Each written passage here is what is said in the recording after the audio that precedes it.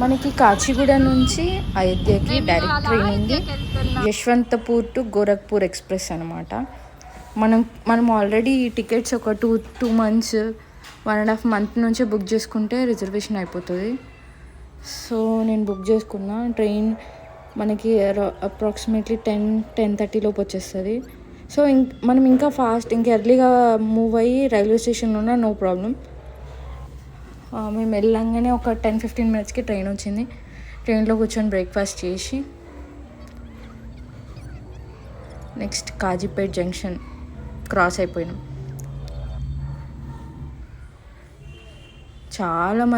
చాలామంది అయోధ్య ట్రైన్ అది వీక్లీ వన్సే ఉంటుంది. ఆ ట్రైన్ ఓన్లీ ఫ్రైడేస్. ఆ ట్రైన్కి చాలామంది. సో ఇట్లాంటి లాంగ్ డిస్టెన్స్కి వెళ్ళినప్పుడు కంపల్సరీ మనం రిజర్వేషన్ చేయించుకొనే వెళ్ళాలి. ఆల్మోస్ట్ 26 hours, 24 కాకుండా 26 hours జర్నీ. కంపల్సరీ రిజర్వేషన్ చేసుకుంటేనే మంచిగా ఉంటుంది. రిజర్వేషన్ లేకపోతే చాలా కష్టం అయిపోతుంది. Almost 1 day completed. Next day morning మేము తీసుకెళ్ళిన స్నాక్స్ అవి ఇవి తిన్నాం. సో బయట ఫుడ్ చాలా అవాయిడ్ చేయండి. సో మేము బనానాస్ తీసుకున్నాం. బనానాస్ తోటి మా బ్రేక్ఫాస్ట్ కంప్లీట్ చేసేసినాం. లిటరలీ అసలు అక్కడ ఆ ఫుడ్ కానీ ఎలాంటిది కానీ మనం ఆ ట్రైన్లో అసలుకి ఎక్స్పీరియన్స్ చేయొద్దు. చాలా వర్స్ట్గా ఉంటుంది. చాలా వరకు అయితే మనం హోమ్ ఫుడ్ రికమెండేషన్ చేయాలి. మంచి పెద్ద ఇది గంగా నది అనుకుంటా, పెద్ద బ్రిడ్జ్ ఉంది చూడండి. ట్రైన్లో ఎంత మంచి వ్యూ. మేము ఆల్మోస్ట్ లక్నోకి రీచ్ అయిపోయినాం. ఫుల్ హెవీ రెయిన్ లక్నోలో. లక్నో నుంచి వెళ్తుంది ట్రైన్. ఆల్మోస్ట్ అయోధ్య కెంట్ దగ్గర కొంచెం ట్రైన్ అనేది కొంచెం స్లో అయిపోయి ఆల్మోస్ట్ మేము రీచ్ అయిపోయినట్టే అయోధ్య. అరౌండ్ మేము 4:30 or 5 ఈ మధ్యలో మేము రీచ్ అయిపోయినాం. రీచ్ అయిపోగానే మంచి రూమ్ అనేది చాలామంది మనకి మిస్కమ్యూనికేషన్స్ మిస్ లీడ్ చేస్తూ ఉంటారు. మనం చూసుకుంటూ ఉండాలి. ఆటోస్ వాళ్ళు కానీ ఏది కానీ చాలా మనల్ని ట్రాప్ చేస్తూ ఉంటారు. కొంచెం మనం చూసుకుంటూ ఉండాలి. ఫైనల్లీ మనం అయోధ్య ధామ్ రైల్వే స్టేషన్కి రీచ్ అయిపోయినాం. రైల్వే స్టేషన్ చూస్తే లిటరల్లీ మనకి ఎయిర్పోర్ట్ చూసినట్టు అంత బాగుంది. ఎయిర్పోర్ట్ లాగా కన్స్ట్రక్ట్ చేసిండు మన పిఎం మోడీ. టర్మినల్ 2, 3, 4, 5, 6, 7, 8, 10 టర్మినల్స్ పెట్టిండు. అది రైల్వే స్టేషన్ అంతా అవుట్ సైడ్. చాలా వరకు చూడండి అందరు ఇట్లా బయటనే, అంటే చాలా ప్రైజింగ్ కూడా చాలా ఎక్కువ తీసుకుంటున్నారు అయోధ్యలో రూమ్ ఛార్జెస్. ఫైనల్లీ మేము ఒక ఆటో అతనితో మాట్లాడి మాకు ఒక మంచి AC or non AC room చూపించండి అని చెప్పినాం. తను లిటరల్లీ ఒక 2-3 చూపించిండు. Weather the condition was not good. Last ఈ టుక్ గాడీస్ బాగా నచ్చినాయి నాకు ఉత్తరప్రదేశ్లో. ఇక్కడ మనము అయోధ్యలో మళ్ళీ కాశీలో సేమ్ ఈ టుక్ గాడీస్ బాగా ఫేమస్. బ్యాటరీ ఆటోస్ అనమాట. Just per person 20 rupees charge చేస్తారు. మనం ఫస్టే మేము ఇంత 50 ఇస్తాం, ఎఫోర్డబుల్గానే ఇస్తాం, మేము ఎక్కువ ఇవ్వలేమని చెప్తే వాళ్ళకి అదే ఫస్టే చెప్పాలా, లేకపోతే మనల్ని చాలా బురిడి కొట్టించేస్తారు. ఒక రూమ్ చూపించిండు. ఇంకా రూమ్లో చెక్ ఇన్ అయిపోయినాం. లగేజ్ అంతా పెట్టేసినాం. ఫ్రెష్ అప్ అయిపోయి ఈవినింగ్ కొంచెం అట్లా చిన్నవి ఉంటాయి. రాముడు తిరిగిన ప్రదేశం కదా, అదంతా రామరాజ్యం కదా. సో అక్కడ తను అంటే ఎక్కడెక్కడ ఉంటాయి కదా చిన్న మెమొరీస్, అవన్నీ చూద్దాంలే. హనుమాన్ గడి, దశరథ ప్యాలెస్ ఇట్లాంటివి ఉంటాయి కదా, అవన్నీ చూద్దాంలే అని చెప్పి మెల్లగా చిన్నగా డిన్నర్ లాగా చేసేసి ఒక ఆటో తీసుకొని అవన్నీ తిరుగుదామని వచ్చేసినాం. చూడండి అక్కడ అయోధ్యలో మాత్రం రాముడు ఎక్కడ పాదం పెడితే అక్కడ గుడి కట్టేసారు. చూస్తుంటే అవి నిజంగా ఇవి పెద్ద పెద్ద గుళ్ళ అనిపిస్తుంది. ఎక్కడ శ్రీరాముడు ఎక్కడ పాదం పెడితే అక్కడ గుడి కట్టేసాను. చాలా అంటే చాలా బాగుంది. ఇప్పుడు మేము వెళ్ళినప్పుడు ఇంకొంచెం అండర్ కన్స్ట్రక్షన్లోనే ఉండే. ఈ వీడియోస్ నేను కొంచెం లేట్గా పోస్ట్ చేస్తున్నా, అందుకే మీకు కొంచెం లేట్గా రీచ్ అవుతుంది. ఇవంతా నేను ఆల్మోస్ట్ ఒక 5 months బ్యాక్ షూట్ చేసిన, కాకపోతే డిలే అయిపోయింది పోస్ట్ చేయడానికి.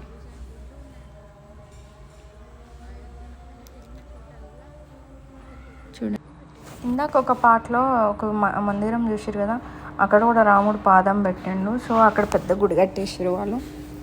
నెక్స్ట్ మనం ఇక్కడ చూడండి, పక్కనే చాలా అంటే చాలా గుళ్ళు ఉన్నాయి, టెంపుల్స్, స్ట్రీట్ షాపింగ్. ఇప్పుడు వెళ్ళేది కైకేయి భవన్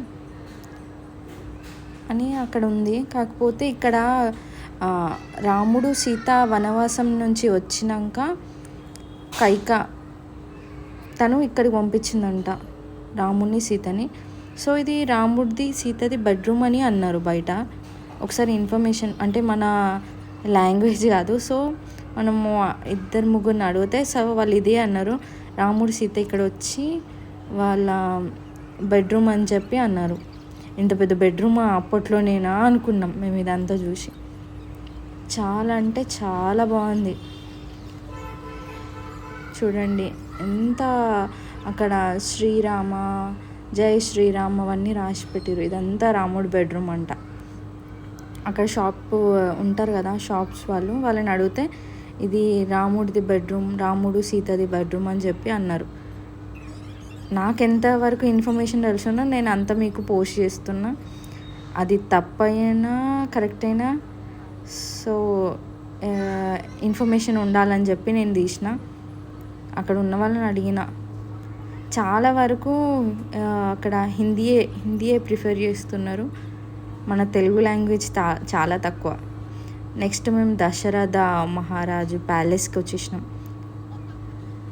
దశరథుడి ప్యాలెస్ చూడండి, అంతా హిందీలోనే ఉంది. ఇంకా లోపలికి వెళ్ళిపోయినాం. అక్కడ దశరథుడిది, రాముడిది అన్ని ఫొటోస్ ఐ మీన్స్ విగ్రహాలు అవి ఇవి అన్నీ ఉన్నాయి. అవి విజిట్ చేసినాం కొద్దిసేపు అక్కడ స్టే అవుట్ చేసి నెక్స్ట్ మేము హనుమాన్ గడికి స్టార్ట్ అయిపోయినాం. చాలా మా డాడీకి అయితే ఇట్లా స్వెట్ వచ్చేసింది, అక్కడ హీట్ చాలా ఎక్కువ యూపీలో. చూడండి ఎంత బాగుందో. అంటే కొంచెం కన్స్ట్రక్షన్ చేయొచ్చు, దీన్ని కూడా రీకన్స్ట్రక్షన్ ఏమైనా చేసి ఉండొచ్చు. అదంతా చూడండి ప్యాలెస్ అంటే ఇదంతా మొత్తం ఎంత బాగుంది, చూడడానికి చాలా ఉంది. ఇప్పుడు రామరాజ్యం, ఇప్పుడు మనం అన్నీ చూడడానికి ఎంత బాగుందో. నెక్స్ట్ మేము హనుమాన్ గడికి వచ్చేసినాం. అన్నీ బై వాకే, పక్కనే ఉంటాయి. టెన్షన్ పడి ఆటోస్ అవి ఇవి ఏం అడగకండి. కొంచెం డిస్టెన్స్లో ఒక 500 meters 300 metersలోనే డిస్టెన్స్లో ఉంటాయి పక్క గల్లీలలో. నెక్స్ట్ మేము హనుమాన్ది గుడికి వచ్చేసినాం. చాలా పబ్లిక్ ఉండే, ఈరోజు సాటర్డే చాలా మంది ఉండే. మాకు ఇక్కడనే కొంచెం టైం పట్టింది, మిగతా అంత దగ్గర నార్మల్గానే అట్లా దర్శనం అయిపోయింది. మీకు ఇక్కడ హనుమంతుడు కూడా మంచిగా దర్శనం ఇస్తాడు చూడండి. జై శ్రీరామ్ అని చెప్పి మొక్కండి, జై హనుమాన్ జై శ్రీరామ్ అని చెప్పి మొక్కండి మన హనుమంతుడిని. ఇక్కడ వాళ్ళంతా మనమేమో కొబ్బరికాయలు అవి ఇవి తీసుకెళ్ళి పూజ చేస్తాం, ఇక్కడ వాళ్ళు స్వీట్ పూలదండ తీసుకెళ్ళి పూజ చేస్తారు. జై శ్రీరామ్ రామ రామ రఘురామ రామ రామ రఘురామ రామ. చూడండి దర్శనం ఎట్లా కంప్లీట్ అయిపోయింది. నెక్స్ట్ మేము తిరగాల్సిన ప్లేసెస్ బయట అన్నీ కంప్లీట్ అయిపోయినాయి. గోపురాన్ని చూసారా, గోపురం అది. నెక్స్ట్ మేము ఆటో క్యాచ్ చేసేసి మేము ఉన్న రూమ్కి వెళ్ళిపోదామని ఫిక్స్ అయిపోయాం. చాలా హీట్, ఆల్మోస్ట్ నైట్ 11 అవుతుంది. అందుకని చెప్పి రైల్వే స్టేషన్ నుంచి కొంచెం పక్కనే మా రూమ్. ఎందుకంటే ఎర్లీ మార్నింగ్ మాకు నెక్స్ట్ డే మార్నింగ్ మాకు మళ్ళీ కాశీకి ట్రైన్ ఉంది. సో దగ్గర ఉంటేనే బెస్ట్. మార్నింగ్ 4:30కి ఆ టైంలో ఆటోస్ ఉంటాయో ఉండయో అని కొంచెం డౌట్ తోటే దగ్గరలోనే తీసుకున్నాం ఆటోస్. రైల్వే స్టేషన్కి ఒక 2 kilometers 3 kilometers లోపే ఉంటుంది మా రూమ్. తీసుకున్న రూమ్ పర్ డే మాకు 1,500 rupees ఛార్జ్ చేసిర్రు. 2 daysకి కలిపి 3,000 మాకు రూమ్స్కి అయినాయి. ఫుడ్ మాత్రం నేను చెప్తున్నా కదా, ఫుడ్ మాత్రం అక్కడ చాలా వరకు స్కిప్ చేసేసండి. మనం అక్కడ ఫుడ్ తిని ఇక్కడికి వచ్చి చాలా బాధపడాల్సి వస్తుంది. ఫుడ్ తోటి కొంచెం ఫుడ్ ఒక్కటి ఇక్కడ ఇబ్బంది. నెక్స్ట్ డే మార్నింగ్ మేము కొంచెం బ్రేక్ఫాస్ట్ చేసేసి ఆటో క్యాచ్ చేసి మేము సరియు ఘాట్కి వెళ్దామని ఫిక్స్ అయిపోయినాం. సరియు నది అక్కడనే రాముడు లక్ష్మణుడు ఏంటో అక్కడనే లేరు అని మా మమ్మీ చెప్పింది. సో రాముడు ఎట్లా అయిపోయింది అది అడిగితే సరియు నదిలోనే రాముడు జీవం వదిలిండు అని చెప్పింది. నెక్స్ట్ మేము సరియు నదికి వెళ్ళిపోయి అక్కడ చూడండి గంగానే, ఇక్కడ సరియు అన్నా కూడా గంగనే. ఎంత పెద్ద నది చూడండి. అక్కడ మా వెనకాల ఒక అతను మంచిగా స్విమ్మింగ్ చేస్తున్నాడు. 3 డుబ్కీలు లేకపోతే 5 డుబ్కీలు మునిగేసి అంటే అట్లనే తడి బట్టలతోటి ఆటో తీసుకొని మా రూమ్కి వచ్చేసినాం. ఫ్రెష్ అయిపోయి నెక్స్ట్ మాకు ఈవినింగ్ 5 o'clockకి దర్శనం స్లాట్స్ బుక్ చేసిన. మనకి 1.5-2 months లోపే మనకి స్లాట్స్ అనేది ఉంటుంది. ఇట్లా సుగం స్లాట్స్ అని ఉంటాయి, ఫ్రీ దర్శనం. కాకపోతే మనం ఇట్లా ఫ్రీ దర్శనం కన్నా సుగంకి వెళ్తే మనకి దర్శనం తొందరగా అయిపోతే చాలా నియర్ బైగా దేవుడిని చూడగలుగుతాం. సో ఆ స్లాట్స్ అనేది ఫ్రీ ఆన్లైన్లో, ఆఫ్లైన్లో కూడా ఇస్తారు. పర్ పర్సన్ 300 rupees ఎంతో ఛార్జ్ చేస్తారు. గుడి బయటనే ఉంటారు వాళ్ళు కూడా. మనల్ని అడుగుతారు మీరు ఇట్లా సుగం దర్శనంకి వెళ్తారా అని అడుగుతారు.